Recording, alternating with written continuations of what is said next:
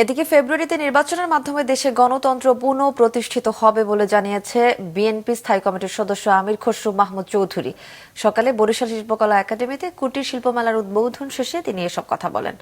এ সময় তিনি আরো বলেন, বর্তমান সরকার একটি সাময়িক সরকার, একটি গণতান্ত্রিক নির্বাচিত সরকারের জন্য জনগণ অপেক্ষা করছে।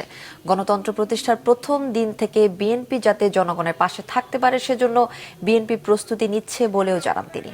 এর আগে জাতীয় ও দলীয় পতাকা উত্তোলন এবং বেলুন উড়িয়ে কুটির শিল্প মেলার উদ্বোধন করেন তিনি। এ সময় তার সঙ্গে বিএনপি স্থায়ী নেতাকর্মীরা উপস্থিত ছিলেন। সবাই নির্বাচনের অপেক্ষায় আছে। ফেব্রুয়ারিতে নির্বাচনের মাধ্যমে দেশে গণতন্ত্র পুনঃপ্রবর্তিত হবে।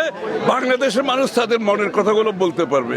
যদি জনগণ আমাদেরকে সমর্থন দেয়, এই প্রস্তুতি আমরা আগে ভাগে নিচ্ছি, যাতে করে প্রথম দিন থেকে বাংলাদেশের মানুষের পাশে আমরা দাঁড়াতে পারি।